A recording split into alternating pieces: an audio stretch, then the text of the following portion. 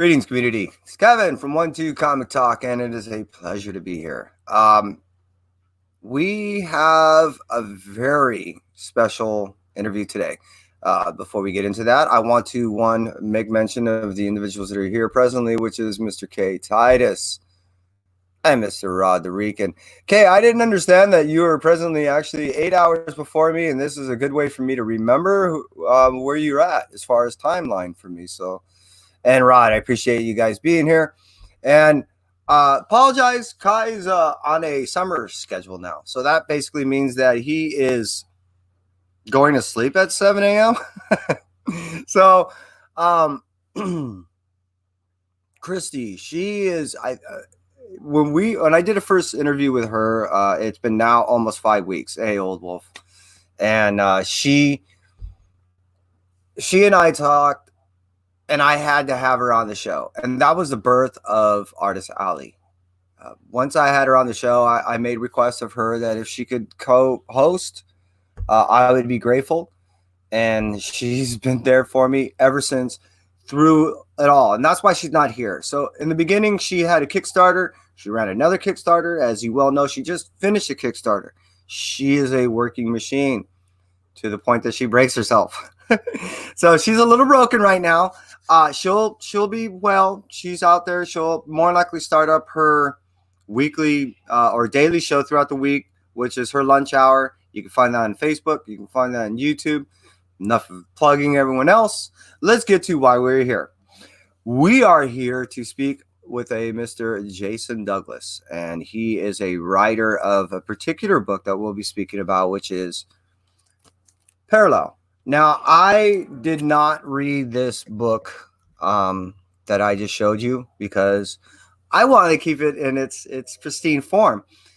This is the prize that will be given out as far as the individuals that decide to make purchase of the 1-2 Comic Talk indie box.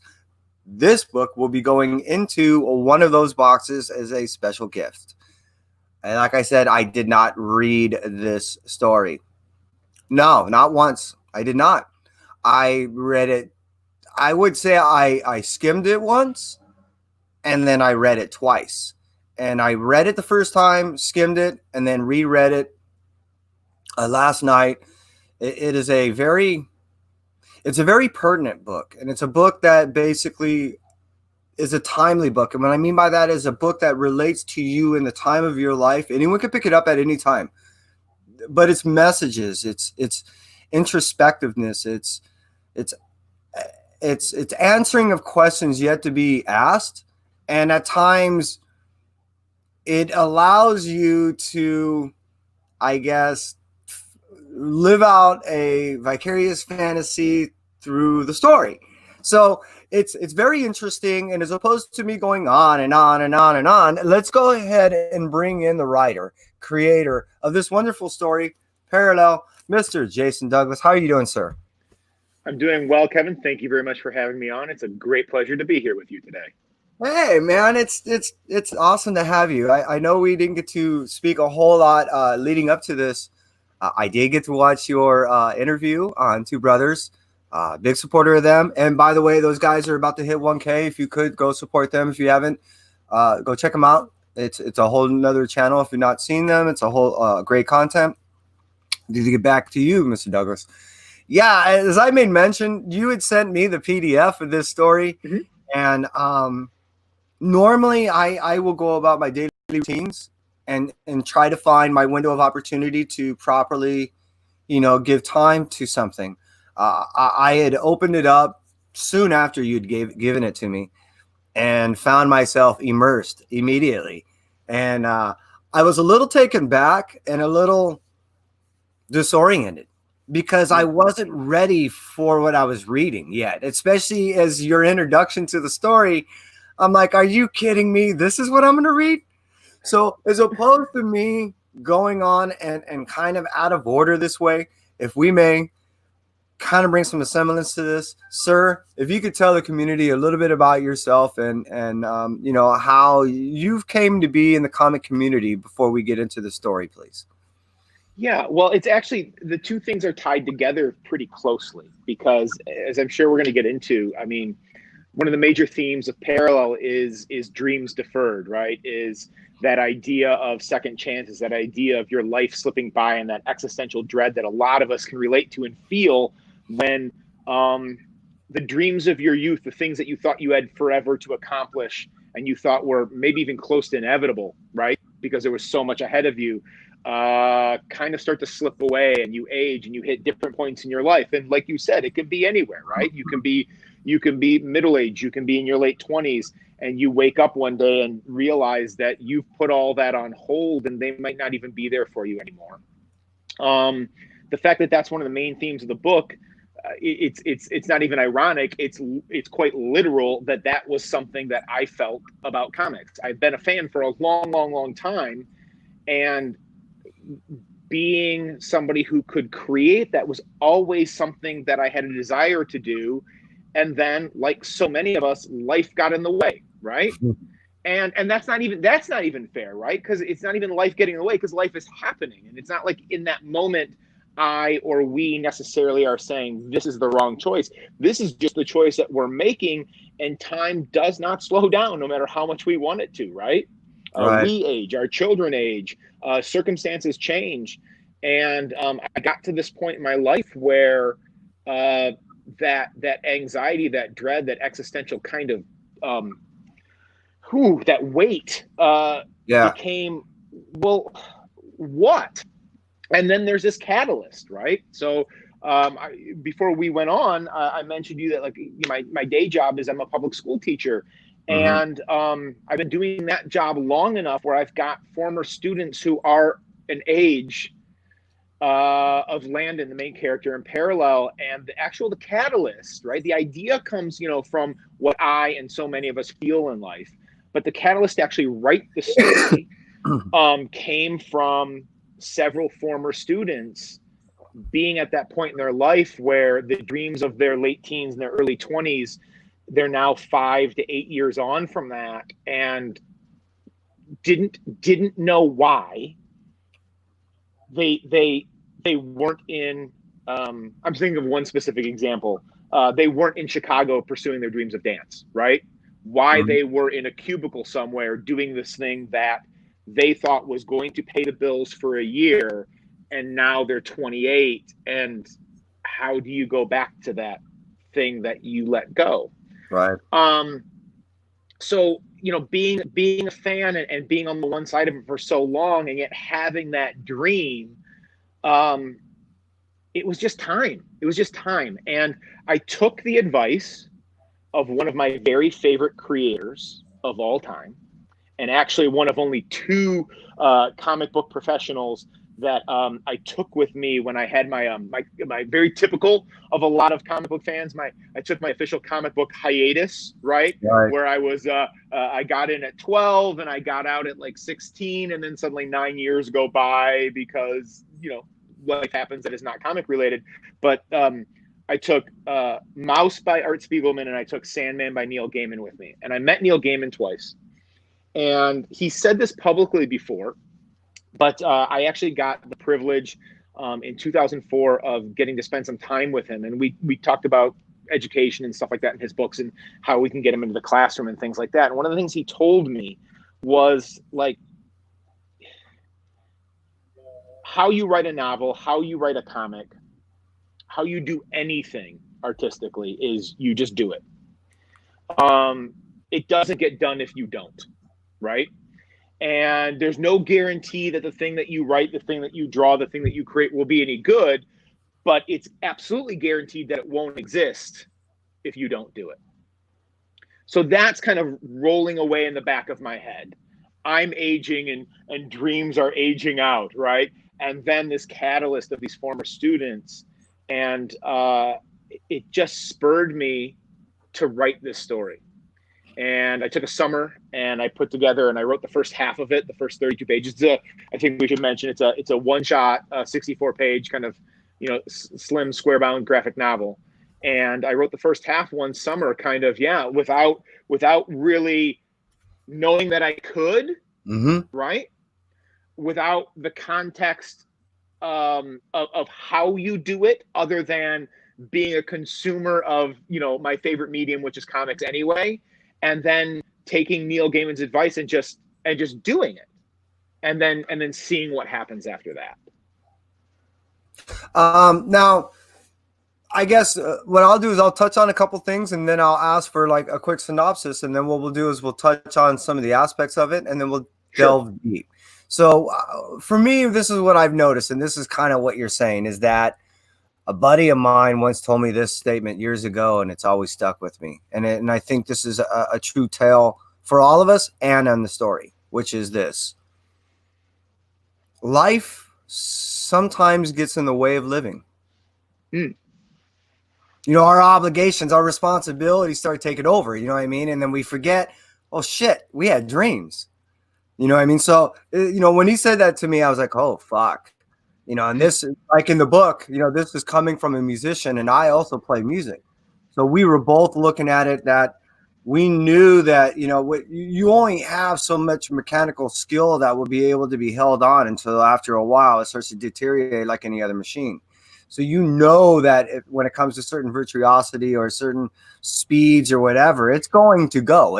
It's only maintained through youth, right? And practice, right, but only for so long. So when he made that comment of, sometimes, life gets in the way of living, it's like, oh, fuck. And then another thing is, it is because we do believe that many times what we are doing for the right reasons. So we put to the side things that we dream of, or certain aspirations that are not necessary, I guess, you know what I mean, and in this grand scheme of life. But as opposed to getting into that, hold on, I ask of this for you, if we could tell the community, because they may not be fully aware of necessarily of the storyline, if you could touch, please, a quick synopsis of this, so we will touch on the story for the community to hopefully entice them to buy this book. You got to buy this book. So Parallel is the story of Landon. And Landon is, like you say, I'm going to say he's like most of us, right? I think the great irony of this kind of larger idea that we're talking about is that we go through it alone because we are inside our own heads, and yet it might be one of the universal things, right? Sure. And I think maybe that's what I'm most proud about with Parallel, is because we feel so alone in our aging, in our dread, in our regrets, because they're so personal. Mm-hmm. And yet I think it would be almost ridiculous to say that I'm almost sure that just about everybody goes through it to one degree or another. Absolutely. So we're going to follow, in this story, we follow Landon. Landon's our avatar, and Landon, at the beginning of the story, is in a funk. He is in that trough, in that stagnated life that stemmed out of life decisions he made in his early 20s, right? And to set aside some of his dreams, as you mentioned, of music, to live a life that we're not going to judge it as right or wrong, but those are the choices he made at the time, because those were the choices being made at the time. And now he wakes up in his late 20s and it's stagnated. It's a loveless marriage. The thing that he loved most in life is no longer part of his life. And the job is not fulfilling. It's all those things that I think on one level or another, a lot of us can relate to. And what makes this story then really fun to read and really kind of dark and twisted and different is the sci-fi aspect, where at his lowest, at his most vulnerable, Landon begins to hear voices and see visions of another version of himself. This other version of himself is offering something to Landon that a lot of us would be tempted by. A lot of us feel we aren't going to get a shot at, and that's a shot at, if not exactly a second chance, but at least a way to rectify some of the regrets we might have from earlier in life. Because this other version of Landon has lived the life that could have been. And this other version of Landon, where it starts to get dark, where it starts to get fun, where it starts to get disturbing, is he's offering our version of Landon a shot to to live that life, to be part of that world, if only he will just. And the problem is the price might not be worth it. Right. Definitely not to his mental well-being, and definitely not to his physical well-being in the here and now. And Landon is struggling with that choice. He's struggling with the very real world idea of, is this happening in my head or is it real? Right. So we're going to get, I mean, thematically, we get into a lot of mental health issues in this book, because it's one thing to be experiencing something you think is real or questioning if it's real in your own head. And it's another thing when the rest of the world can't experience that exact same thing with you in that moment. Sure. His wife, the other, his friends, his former bandmates, they're not going through that. And then how does that look like to them, what you're going through and you think is real, but they can't perceive it? Which, if I may, I'd love to touch on, because the way I was reading it is I was, because like most of what you had written, it can be interpreted so subjectively, but the story at the end remains the same, which is beautiful. And one of the things that I was reading is I was thinking to myself, what this is to me was a physical representation of almost a metaphysical thing that we're imagining. Because what that is, in some regards, is almost a metaphor of how we perceive our subconscious. Because we're always arguing, and we have the little angel and the little devil, right? So it was the little devil that actually pushed the little angel into, you need this. So what I'm getting at is, what I thought was interesting is you were using these little symbols, little metaphors, to talk about subconscious, but also allude to the fact that this could be tangibly real on a parallel dimension. Well, one of the things that I did when I was writing it, and I very much did this consciously, was knowing that how easily we as humans can rationalize just about anything, right? We can convince ourselves of just about anything. We can convince ourselves of something that is objectively not real, that it is real. We can convince ourselves of something that is objectively real and in front of us, that it is not our problem, that we can push it aside, that we can ignore it, right?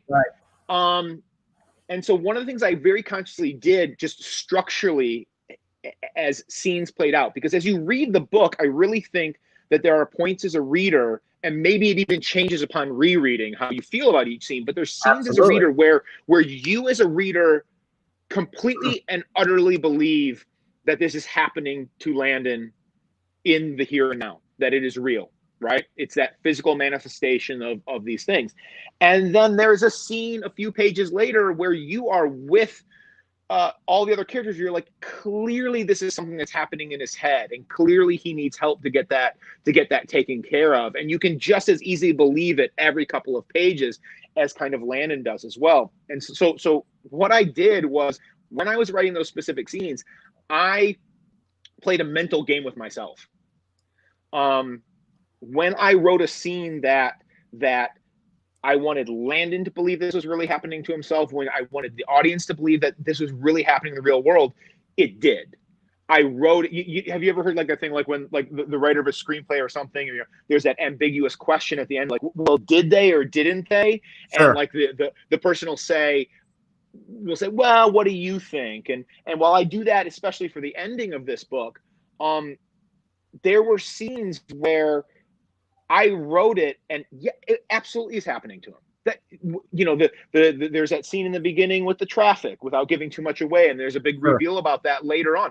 That absolutely happened. And when I wrote it, like in the text, in my brain, yes, it happened. And then there's a scene where things are, he's kind of pushed it aside, and he's kind of like, he's gotten help. And in that moment, I was like, well, it's clearly all in his head. And I allowed myself to believe that when I wrote that scene, hopefully to make it more convincing, and allow that ambiguity to kind of bleed onto the page, and allow you as the audience to make your own decision. And he's got to do. If I can touch on real quick, for me, that point right there, I think everyone can relate to this, is for anyone that's jumped off or a high dive or a rock or something, that exact moment, those are the exact moments that everyone's mind plays out. You can do this, you can jump, you can, you know what I mean? And it's that battle with your conscious and subconscious, because one of the only things that we're actually born as a preservation instinct is heights. We know that Yeah. that's a danger. So again, it's that same, you played with that same instinct Can in we that tease, scene. Kevin, can we tease Oh, the scene absolutely. about Good for halfway through you. the Wait, book? yes, sir, Can we tease please. that scene about halfway the book that is fairly apropos of that, where Landon is maybe standing at top of a steep staircase, and he's got to make a decision about, you know, what other Landon is asking him to do and the cost of being able to get to the other world, his dream that Yeah, he's always wanted to live. And there's a very much there's something in there. It's one of my favoritely drawn scenes in there as well, because Adam Ferris just crushed the art on this book. But there's a scene about halfway through where he's at the top of the stairs, very much a height analog right there, and what he's got to do and the choice he's got to make. Yeah, that's the one. A couple pages before that too, he's just up there making that decision, and you can right, talk yourself into anything, right? right. And it's again, it's like what we were talking about, because these are the things that we all have in our lives, and the I guess the scenarios that you set up and so forth throughout the book are actually rather secondary, because Yeah. it's the story that you're telling is actually the principle. And again, I could read this right now, and the state of mind that I'm in right now, I can come to this to a year from now, and it's going to have a totally different meaning. And the beauty about that is to me is elegant. It was written in a simplified manner, meaning you didn't convolute the story with a bunch of other things that could have played part or twist even more.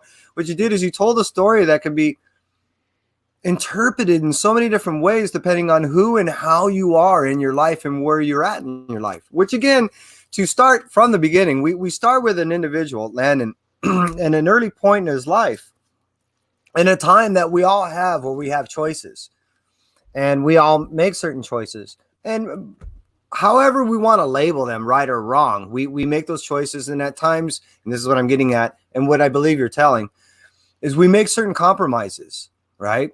Now, when those compromises turn into self-sacrifice at the point of detriment, that's the problem.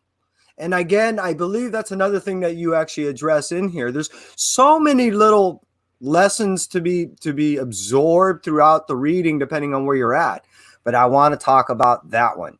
That sometimes we give into our self-sacrifice to the point that we're no longer giving into someone else's request, but now we're actually a detriment to the overall goal of something.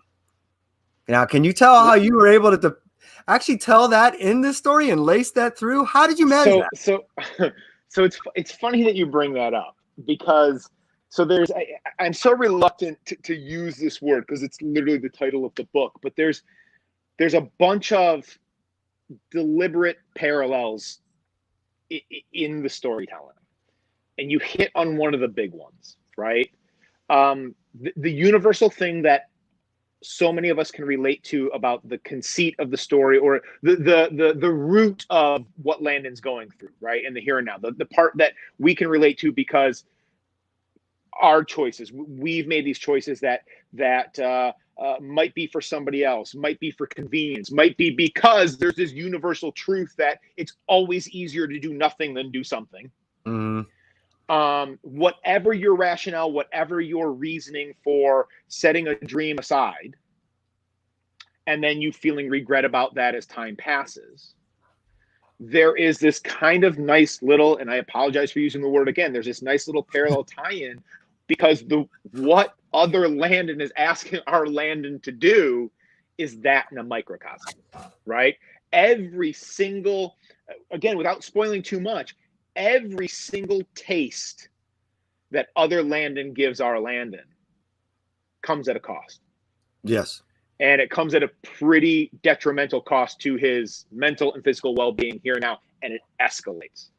All right. So just like deferring your dreams, just like addiction, it increases. There's a crescendo building, and it's going to get worse. And yet there's this allure that's there, right? Whether it's out of, it's just easier not to deal, or I need to do this right now, right? We're talking real life right now. Or in the case of the sci-fi twist part of it, it's like, I really, really want this second chance. I really want this thing that I've always dreamed of, and I for years now thought it was gone. And then even as the price goes up, like we mentioned before, I think we're very good at finding a rationalization. We're very good at finding a way to say, yeah, but it's still worth it. Right. So both of those things running at once, both of those things kind of running at once, whether you pick up on it or not, they are definitely there. Absolutely. And another thing, and I don't know if it was a real conscious effort, if it was something that just kind of organically bloomed from the story, which is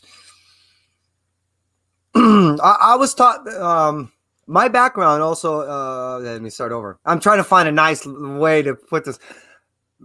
At an early age, I was very, how should I say, intrigued by psychology. So I started taking some courses, and my teacher told me something that both jacked me up forever and never wanted me to pursue the field, but kept me. It kind of kept me ground leveled, which was, he goes, look, if you ever want to drive yourself truly nuts, try to figure out what other people are thinking. Yeah.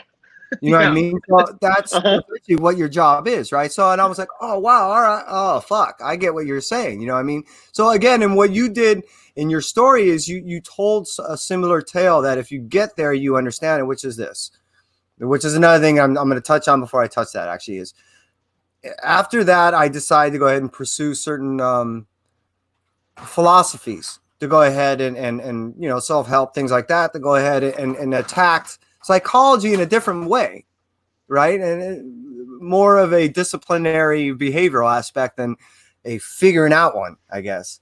So yeah. In doing so, I learned that everything is revolving around the mind, the body, and the spirit, soul, however you want to look at that. And when you sacrifice any one of the two or any two of the three, or develop any two of the three, there's a definitive notice, meaning like if you're not reading, or if you're not educating yourself, or you're not trying to better yourself, or if you're not physically keeping yourself fit, or if you're not mentally doing so, you start lagging. Now, in the tale of Landon, in the beginning, all of this is being, he's touching physically, he's touching mentally, he's touching spiritually, he's artistic, he's able to convey himself, he's doing all this stuff, and it's brief. And then he gives up a little spiritual aspect, and then a little physical, and then he makes a couple compromises on the spiritual, and then you start seeing all these little self-sacrifices that we touched on before, to the point that, which we all do, and this is what I'm getting at, and you laced in again to your story, is when we don't take notice of self, when we don't have any form of introspection, this crisis, starts happening, and we don't realize it until we get to points that we feel we have to break.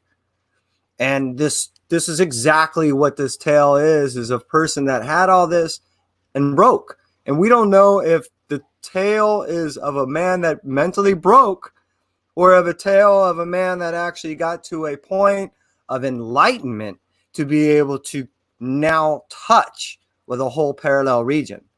And you touched on all that.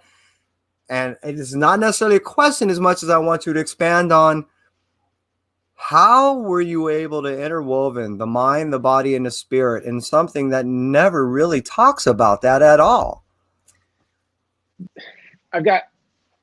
There's two ways I want to approach that.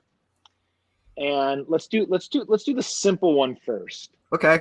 And that's that one of the things that I hope is most successful about the book is that is only one of the ways that you can read it. Okay.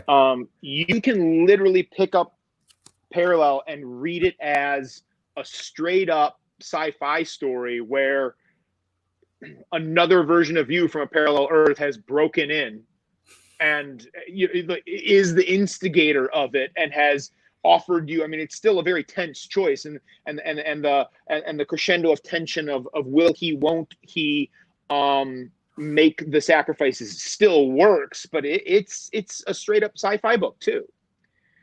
To go back to the kind of maybe reading between the lines, certainly, and thinking about it at a different level, I've always personally believed that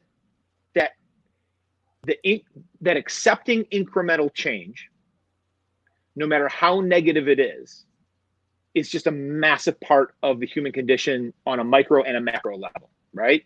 Sure. In this story, we're talking about the micro level because we're talking about the individual, right? Where, like you mentioned, well, I don't need to be in my band anymore because I now have to pay the rent and this job is waiting for me, right? On a much more macro level, human beings have done this since the beginning of time. Human beings can suffer through the worst and most inhumane injustice and inequality and unfairness as long as the people manipulating that are doing it in small amounts, right? Yeah. Change doesn't happen. Revolution doesn't happen until there's some kind of massive breaking point, right? Which is kind of what you mentioned earlier. And that can go for your own personal life, right? Right. You don't make that sweeping change until you have hit your lowest or some massive thing just tears your life apart. And the same goes just for humanity in general, right? It's very easy to just to take a little bit because we can always rationalize and say, all right, I can make it through, as long as it doesn't all happen at once. And so that's something that, like, that idea, that concept that you so eloquently talked about has always been something, or at least, you know, in my self-awarehood of, and I came to being somebody who would even think about that maybe a little bit later than others. I didn't have some great enlightened awakening in high school that, like, a lot of people did. I wouldn't say it didn't really start to even kick in until college and afterwards, but it's been something that's been on my mind, just not as a conceit, though that's how I use it in the story, but just is something that I think about, and something that kind of lays across a lot of my thoughts for a couple decades now, for sure. So I'm very fascinated and interested that you picked up on that. Well, what I, you know, and for those of you that might be out there that also read things like self-help books, depending on where you are and depending on how you approach the book, it actually could be also perceived as such, you know, because again, with a big part of the tale is there's existential crisis going on. You know what I mean? Yeah.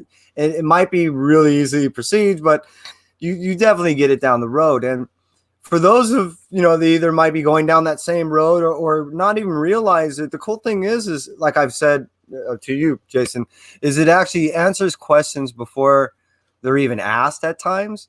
And there's things that, like you also made mention, you are touching on very real things that someone somewhere can relate to some aspect of it at some point in their life, which is, I find, another reason why I personally like a lot of indies, is because it allows creators such a vast, how should I say, way to convey themselves. So one, I want you to slightly touch on that, but I want you to segue into the group that you have that put this together with you, you know, both Adam and Justin, Justin, I hope you're out there, dude, man. Appreciate you, Birch, and you did a marvelous job as always on these letterings, man. It was easy to read on my phone. So I don't think I've ever said this enough, but I truly believe that comics are the most elastic medium for storytelling that we've got. They do most of what film can do. They do most of what prose can do, but they also do a whole bunch of things that neither of them can do, right? And it's such an elastic medium. It's such a forgiving medium for different types of stories that there's, as much as I grew up on, as most of us do, on superhero stories, as much as I love and collect and respect the big two, there is something that is a bit limiting to that, because it is the predominant way that people think about comics. Sure. and yet it's even though market share wise it's like 95% of it, Mm-hmm. it's only a fraction of the kind of stories that can be told through comics. Absolutely. Which is where indies are just truly, in my belief, like the lifeblood of comics and the storytelling that can happen in them, right? And part of that is just because of the nature of an independent comic publisher, with all the limitations that come with that, right? With all the limitations of how do you get your book into the world, how do you get it into people's hands, printing costs, it's a different, everything's different, everything is much more difficult. But because of the nature of it's not this giant 80-year-old corporate machine, right, you automatically have more freedom to take advantage of the medium the way it should be, which is being able to tell any kind of story you want, right? So you're actually given a blank canvas to say, go ahead and create, as opposed to saying, look, here is your landlocked creation. This is what you have to contend with. This is it, Right. The only rules that apply are the rules that should apply to any medium you choose to express yourself in. Is like, make it good. Right. Make it set. You've got the two different ways to think about it, and hopefully you can find a way to bring them together. And the one is, obviously you're doing it for yourself, right? You're telling the story because you need to tell it, you need to express it. And then the flip side of that coin, but it is the same coin, is make it as good as you can make it, and hopefully people can relate to it and people can connect to it. And what's cool is you're not necessarily, you don't have to, the person doesn't have to wear a cape if you don't want them to. It doesn't have to keep into account that the story might not be for everyone, right? It's not necessarily hitting every single quadrant, right? It's the story that needs to be told. And then you don't talk about compromises. You don't necessarily have to make as many compromises, as long as you're still telling the good story, still following the rules of what would make it good. And I think there's a lot of freedom in that, right? For all the constraints that indie comics have, for all kind of the blood, sweat, and tears that we have to put into creating a comic to put out in the world, that you don't necessarily have to do in a different situation, because, like I said, there's an 80-year-old machine that exists that you can plug things into. And this is not to take away from all the hard work and effort from somebody working for Marvel or DC that has, but like it's a different process. Right.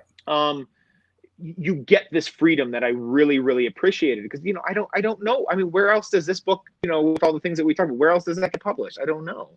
And then, to hit the second thing that you wanted, I consider myself, I think the greatest stroke of luck that I had in this, beyond the fact that I got to create my first comic with this blissful ignorance of not knowing how to do it.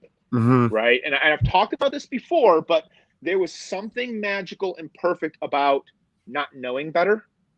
I don't know if that makes any sense, but because I didn't know how hard it can be, because I didn't know that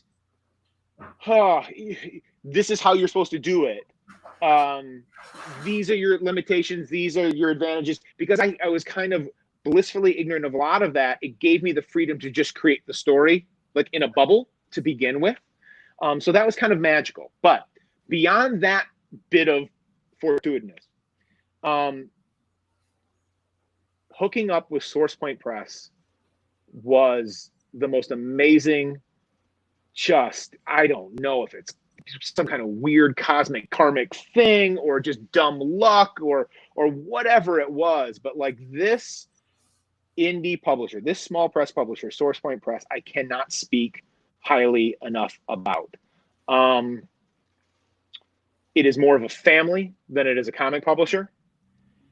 It is made up of individuals that come together to make an organization that has been successful, not because of luck, not because of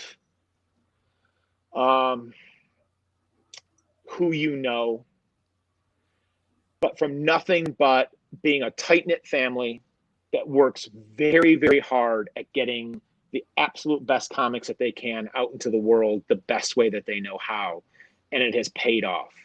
And the creative team behind this book has been amazing. It is like whatever, I mean, we've talked a lot about the storytelling. Whatever my script was, whatever my script is, it's exponentially more thanks to Adam Ferris and Justin Birch and Bob Sally, the editor, and Josh Werner on the back end, and then Travis McIntyre, the editor-in-chief of it. Like, if those people are, and then Casey Pierce, like Source Point Press superstar who wrote the foreword, like I can probably give you an hour on each of them, but I do need to shout out my guy, Adam Ferris. Yes. There's something that, so there's the one thing where my heart swelled as pages started coming, because I got to experience, I've been a comic fan for long enough, and I read enough trade paperbacks with the back matter where you see the script and then you see the pages and stuff like that, and like the process stuff of it, like, and you hear an interview where a writer talks about how cool it is to write for an artist, which I got to do for the second half, which is really cool, or how magical it is as a writer when your words are better on the page once they draw them. And I got that too, because Adam did that too. But the thing that I can't get over, the thing that I can't stress the most, and just blows my mind every time I think about it and every time I look at it, is he took the ambiguity that you and I have talked about and danced around that was in the script, and somehow drew it. And I don't even know how you draw ambiguity, but Adam knows how. And there are clues. I mean, you're somebody who's reread the book. Yes. And like when you read it again and you go back and you know where it ends up, like you know what happens at the end of the crescendo that we talked about. Sure. Like there are things that he did with the art throughout that are just these subtle little clues. Easter eggs is not quite the right word. Well, actually, there's a scene that's sticking in my head that depicts what you're saying, and I want to bring it up, which is you see him inside the bedroom, and you see him with all his guitars, his amp, his guitars off to the side. You can see a mirror, and you see his soon-to-be wife, or they may have just married. Anyways, in the bathroom, and you see her getting ready, and you see him kind of just there, and then you see the next panel, and you can kind of see him just a little more deflated. A lot of the guitars have sold. He still has his one main guitar, his amp, and you can slowly see that progress, but it's not until that you get the end that you notice, oh, wait a minute, there is a progression here. So it wasn't until what you're saying that I went back and started scrutinizing these things that I went, you know what? I was missing some of this lightly changing, lightly textured, lightly coded timeline that was going on, much again, how we live our lives. We don't notice in the mirror that we developed a new wrinkle, or, hey, we always say, oh, like the back of our hand. Wait, when did we get that mole? So that's I'm being honest with you. I'm looking at my face in the camera right now, and I am horrified because I guess I'm this old and I've got this much face and things. Oh, I completely relate. Well, I totally get it, because Adam did do a marvelous job. He was able to depict everything that I believe that you were trying to put in verbally into your storyline, because there's many panels there that there isn't any. There's no dialogue, but you see so much story progressing throughout the lack of the dialogue that it's just as hard hitting. So, yes, I would say that I have noticed, to touch on what you're saying, one, it's great to have a team that can go ahead and support your dream. Two, Source Point is, I don't know if you've seen some of the interviews of the past, but I've had a good amount of Source Point people on this show, and I'm old. So I was there in the development of Image, Valiant, Defiant, Malibu, Me too. all of that stuff. When I mean I was there is I could walk to my comic shop, a comic shop, one of my LCSs that's only 15 minutes away on a walk. That's where Danny Mickey started. So all this Risen, all this, Batman stuff, everything back in the Image days, Extreme, all these, this was it, So I was there in the development. You might wonder, why is he bringing that up? I am seeing the same camaraderie, the same strength, the same family. The core of these people essentially are the ones who still are running Image today. They're not necessarily contributing like they were the artists and creators of the day. They've turned into, the execs of today. But my point still being is the same thing I saw back then is what I'm seeing today. And I'm seeing this as a positive, because I think Source Point, which we're definitely talking about now, and a couple of the other ones that, are out there that are similar lines of them, are so much supporting you guys, and it's so family oriented that it's great to see after almost 30 years this resurgence of people like yourself being able to tell your tale with this to the dynamic level that it's out there as far as the comic book market that used to be back then today. So I'm glad you have this ability in this market. Let me tell you an anecdote about one of the things that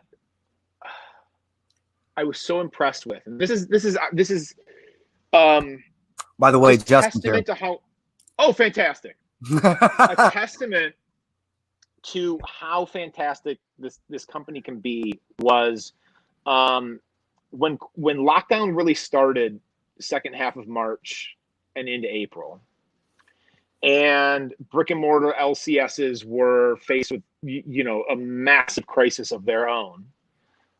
Some of them thriving because of how they were dealing with online, and some of them really, really suffering, if not outright falling apart. Source Point, in the midst of their own struggle, being a small press industry that doesn't have that 8 years of infrastructure that we've mentioned a couple of times behind it, Diamond is shut down. Like, what do we do? In the midst of their own crisis of how do we stay afloat as a company? One of their biggest priorities during quarantine was their retailer incentive program. And it was heartwarming and powerful and worked amazingly well. And if you went online to the Source Point shop and you ordered books or ordered merch or ordered something from their game line, at checkout, all you had to do was mention the name of your LCS, and they basically got the monetary equivalent of 25% of your order sent to them as just a relief effort. Yes. Like that. God, that family orientation, that tight-knit community orientation, that we are all in this together idea. No matter how bad my struggles are, if I can help you, I'm going to anyway. That idea epitomizes this company that I work for, and why one of the many reasons beyond, like you said, helping me fulfill a dream, why I am so proud to be a part of it. I was reached out by some of your artists and creators out there too. Frank and others did so many retailer incentive stuff and relief things that, I mean, again, it's a testament to you guys, and and I want to praise you guys, because I think what's lost many times on the industry, as far as, and even on the perception of the industry, is that you guys are these this massive monetary amount recipients, and regardless if you are right, and regardless if you're in it or not, I mean, it's not until people go to cons and actually get to meet and greet that they have an understand. They can start removing, I guess, some of the titles or things that are associated, with artists and creators. I mean, and again, to segue back, that's some of the things that's actually in this book, is we get hung up on certain titles and certain things that we we forget. So it's not until that people get to meet you or until they start removing some of these fallacies, these perceptions, that they start understanding that, wow, man, you guys are the ones that actually generate the industry. Aside from the big two that make the most amount of money, like you said, the largest demographic is able to get the largest amount of content from the independents, not necessarily from the two. So as far as the relief, as far as the contribution, as far as the family orientation, as far as a lot of things that I've been seeing in just the past few months, it's been coming from you guys. Well, and I think that segues really nice to, so like, if your role in the comics community is you're a consumer, you're a fan. If you enjoy something,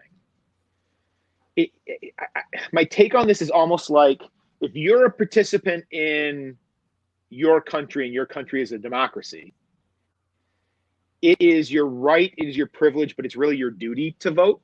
Mm-hmm. And if you are a consumer of something that you love, that other people are creating for you, and do not get me wrong, 100% I want you to buy, you've been holding up, it's my turn. I want you to buy my book. Of course I do. Of course I do. Right? But I'm gonna say this as a lifelong fan of comics more than the creator of my first one. If other people are creating the thing that you love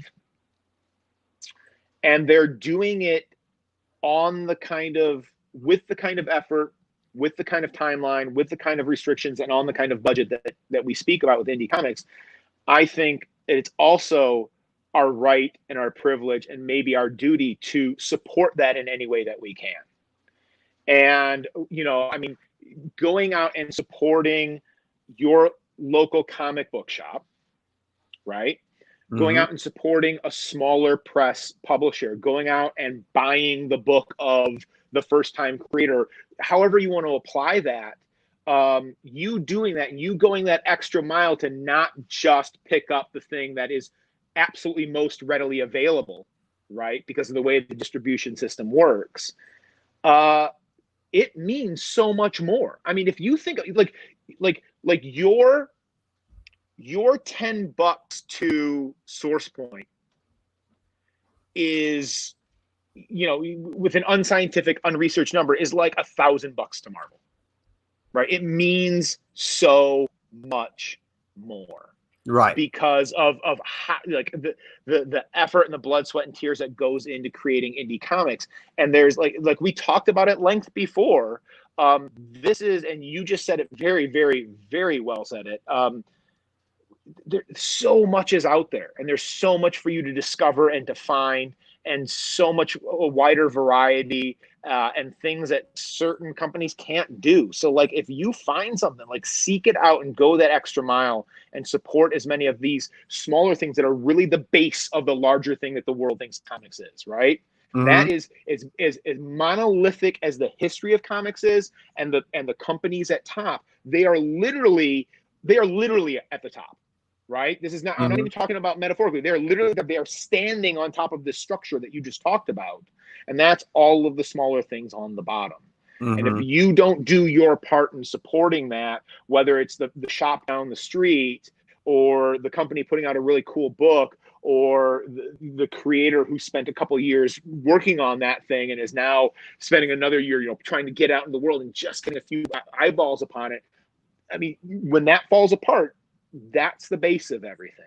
So I really think, like, as a fan more than even as a creator, I think it's important for us to go and seek out that stuff, as well as the stuff that is more visible on the proverbial wire rack that doesn't exist in shops anymore. But which, again, that is, I think, one of the things, again, even in the story of Parallel, one of the things I think is we're talking about is we get caught up. And initially, let's all relate this all to comics. When we first started, seeing comics, it was an amazing, huge world. You remember walking into your shop for the first time or being introduced? Mm-hmm. It was actually almost a sensory overload, right? All the bright colors, the sounds, it was like, wow. And that's the way life is. You know, it's not until we probably hit around 6, maybe 7 years old that we start getting a little understanding of, wow, okay, I have a little consciousness about life. I kind of know where we're at. Because everything before that's almost a blur, and it's in all that development from 3 to 7, that 4-year gap is when you really start gaining consciousness. Back to comics. It seems that as we move through that progress, our scope tends to get narrowed. Same with life. You know what I mean? We start making certain sacrifices and our scope gets narrowed, and it's not a conscious thing. So to get back again to the comics and to the scope is when we start reintroducing ourselves to more shops, to more indies, to more understandings that there are so many individuals out there that are not narrowed in their scope of telling, that we then can go, wait a minute, we have this as an option and that is an option and this is an option. Well, absolutely. And that's why even like this show started, why it's been a privilege to have individuals like yourself on here is it's been able to broaden my scope. And I'm hoping that in general, we've been able to do the same as far as 1-2 Comic Talk, as Christy and my son, been able to show the community that there's so many individuals out there. And like you, they're approachable. You can contact Source Point directly. You can contact people like Jason directly. And they're welcoming you with open arms because they respect and understand that you have reached out to them, and they take that in consideration of they've put out the blood, sweat, and tears. And if you even go a little ways to even reach out to them, they want to talk to you about this shit. So I think that's my way of segueing out of here, sir. I greatly appreciate you being here. This was a privilege for me to read and to absorb into me as far as an understanding of self. It was a great introspective journey, this book. It really was. I hope you hang out with me after I end this show so we can talk a little bit. But for you, the community that were here, that had joined us for this just under an hour, we appreciate you. Is there anything that you would like to tell the community before we're out, Jason? Yeah. I would love if you found anything intriguing at all about what we talked about today. And let me just be very honest with you, sir. This was very enjoyable. I love some of the places that we went. I mean, it's just, you know, I don't dislike the process of like promoting the book, right? I don't dislike that process the way I think some people do. But what I found fascinating and enjoying was just, we just talked about life. Yes, it relates to the book in some aspects, but like that was a thoroughly enjoyable and deep and meaningful conversation that I'm not going to forget anytime soon. So I appreciate that. Damn. For anybody who watches this, who's watching it now, who's going to watch it later, I would love your support. This is a lifelong dream come true, but it is not done yet, right? I've got more stories to tell, and the only way that happens is if this does well enough where somebody wants me to tell my next story. So if you're intrigued in Parallel at all, it's very easy to get right now. All the copies are out in the world or accessible to you out there in the world, and you can get it in one of three easy ways, right? You can do the right thing. If you are living in a community where you're allowed to do this right now, you can walk into or call your local comic shop and see if they've got it. Diamond orders have now shipped. They hit stores on Wednesday. They are out there in the world. If your shop does not have a copy of Parallel, they will order one for you. Okay. Refulfillment orders are happening through Diamond and through SourcePoint right now.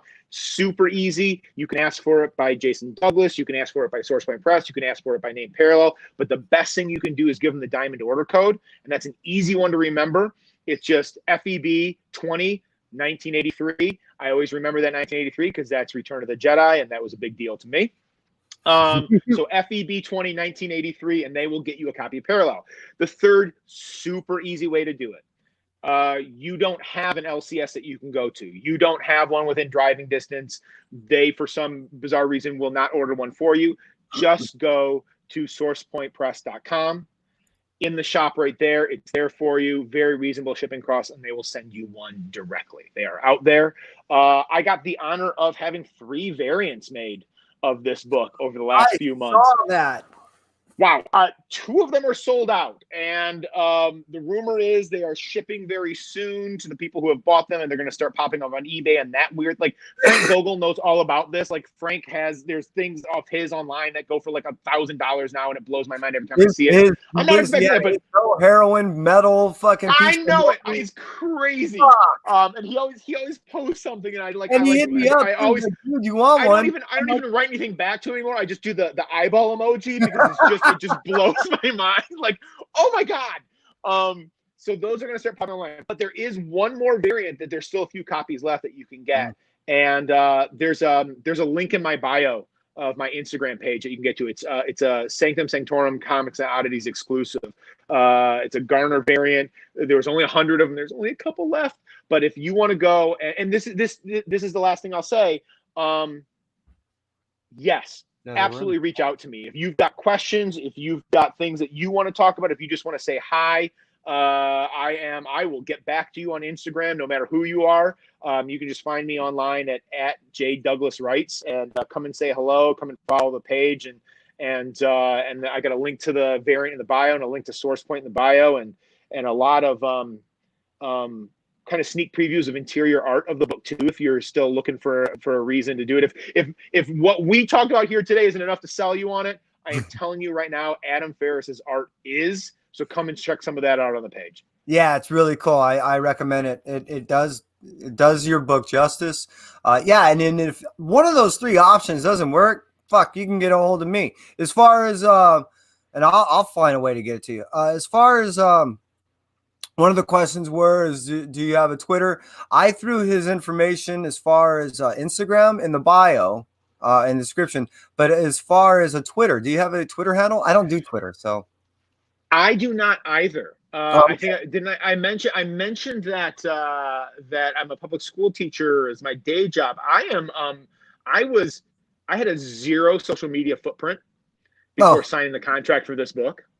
So like me on Instagram, and then I mean, if you need to get a hold, I mean, Jason Douglas writes at Gmail is my email. I'll even answer that. Like that's my small footprint. It's enough to get out there and talk to anybody who wants to talk to me. But like the teacher in me is very I got a little bit of trepidation of making too much of a footprint out there, because that's how teachers get in trouble. So the less said about that, the better. But yeah, just definitely J Douglas Writes on Instagram. You come and see me. You come and say hello, and I will talk about anything you need to talk about as far as Parallel, and we'll get you a copy if you need it. That's awesome. Hey, community, I appreciate you. And Jason, this was awesome. It was a pleasure. It was a lot of fun. It was my honor. It was my honor. Please hang out with me. And from us at 1-2 Comic Talk, thank you very much. It's been a wonderful 5 months. We hope that you guys enjoyed the ride. And we hope to see you soon. Talk to you later.